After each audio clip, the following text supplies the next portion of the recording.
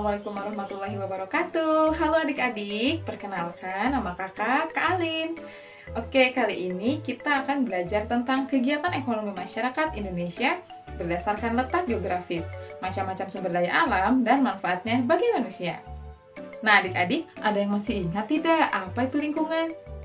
Nah, lingkungan adalah segala sesuatu yang ada di sekitar manusia dan yang mempengaruhi kehidupan manusia. Ada apa saja sih di lingkungan kita? Tentu saja banyak dong. Ada udara, tanah, sumber daya alam, itu semua adalah lingkungan. Adik-adik, lingkungan dan manusia memiliki hubungan yang sangat erat loh. Salah satunya yaitu lingkungan memiliki fungsi bagi manusia. Kalian tahu tidak sih sebenarnya apa fungsi lingkungan bagi manusia? Fungsi lingkungan bagi manusia itu ada 3. Yang pertama yaitu sebagai tempat tinggal. Sudah jelas ya bahwa lingkungan adalah sebagai tempat tinggal kita.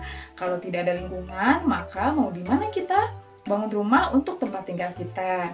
Yang kedua yaitu adalah sebagai tempat mencari makan. Di tempat kita mencari makan maksudnya adalah seperti contoh berikut ini. Nah, ada yang sebagai petani atau peternak, sebagai pekerja kantoran, itu semua dilakukan di lingkungan. Yang ketiga, yaitu adalah sebagai tempat aktivitas manusia. Hingga sudah jelas ya, kalau kita nggak tinggal di sebuah lingkungan, kira-kira kita mau melakukan aktivitas-aktivitasnya di mana? Kalau bukan di sebuah lingkungan itu sendiri. Aktivitas manusia itu bermacam-macam. Salah satunya yaitu seperti belajar, seperti yang sedang kalian lakukan di rumah. Adik-adik, selanjutnya kita akan membahas mengenai kegiatan ekonomi masyarakat. Kegiatan ekonomi masyarakat itu sangat tergantung loh kepada sumber daya alam yang dimiliki daerahnya masing-masing. Seperti berikut ini. Yang pertama yaitu masyarakat daerah pantai. Kegiatan ekonomi yang dilakukan oleh masyarakat daerah pantai adalah sebagai nelayan. Tetapi seperti yang kita ketahui bahwa pantai memiliki pemandangan yang sangat indah. Sehingga, selain sebagai nelayan, masyarakat pantai juga mengembangkan sektor pariwisata. Sehingga banyak kegiatan ekonomi yang dilakukan seperti pertokoan, penginapan atau hotel, mereka juga bisa menjadi pemandu wisata. Yang kedua yaitu masyarakat daerah laut. Potensi perikanan laut di Indonesia sangat besar.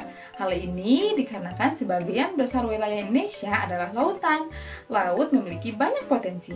Kita bisa memanfaatkan berbagai hasil laut seperti ikan, mutiara, kerang, kepiting, udang, teripang, dan rumput laut. Di laut juga ada kegiatan pengeboran sumber daya energi minyak bumi. Kita bisa memanfaatkan laut sebagai wisata bahari. Kalau kita menyelam ke bawah, kita bisa menyaksikan keindahan laut. Nah, yang ketiga yaitu masyarakat daerah sungai. Sungai merupakan lingkungan alam yang sangat penting. Bagi sebagian orang, sungai dipergunakan sebagai sumber air bagi kehidupannya. Ada yang untuk mencuci baju, ada juga yang untuk mandi, dan lain-lain. Namun, bagi sebagian orang yang lain, sungai juga digunakan sebagai sumber pengairan bagi pertaniannya. Sungai dibendung dan dapat dialirkan ke sawah-sawah. Sungai juga menjadi jalur transportasi bagi masyarakat. Kalian tahu tidak sih, ada loh pasar tapi di atas sungai. Nah, seperti gambar ini. Nah, ini biasanya disebut juga pasar terapung. Nah, yang keempat yaitu masyarakat dataran tinggi.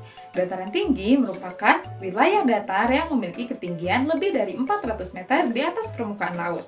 Daerah dataran tinggi baik untuk menanam sayuran dan buah-buahan.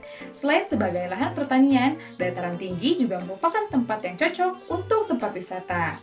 Nah, yang kelima yaitu masyarakat dataran rendah. Dataran rendah merupakan bagian dari daratan yang memiliki ketinggian antara 0 sampai 200 meter di atas permukaan laut. Seperti dataran tinggi, dataran rendah juga dimanfaatkan sebagai lahan pertanian.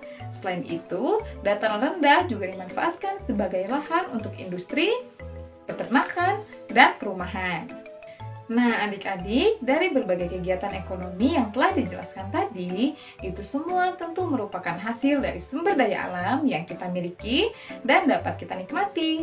Seperti yang kalian ketahui bahwa sumber daya alam itu dapat dibedakan menjadi 2, yaitu sumber daya alam yang dapat diperbaharui dan sumber daya alam yang tidak dapat diperbaharui.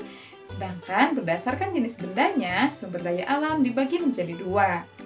Yaitu sumber daya alam hayati berupa makhluk hidup dan sumber daya alam non-hayati adalah sumber daya alam yang bukan berupa makhluk hidup.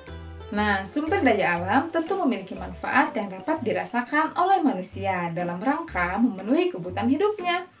Ada yang dirasakan secara langsung seperti hasil pertanian dan perkebunan, atau ada juga yang bisa dirasakan tidak secara langsung seperti kekayaan alam tersebut harus diolah terlebih dahulu agar dapat dimanfaatkan untuk kepentingan masyarakat. Misalnya seperti minyak bumi yang harus diolah terlebih dahulu menjadi minyak tanah, solar, bensin maupun aspal agar bisa dimanfaatkan oleh masyarakat. Nah, adik-adik, itu dia kegiatan ekonomi masyarakat Indonesia berdasarkan letak geografis, macam-macam sumber daya alam, dan manfaatnya bagi manusia. Semoga bermanfaat ya untuk adik-adik semua. Terima kasih atas perhatiannya. Wassalamualaikum warahmatullahi wabarakatuh.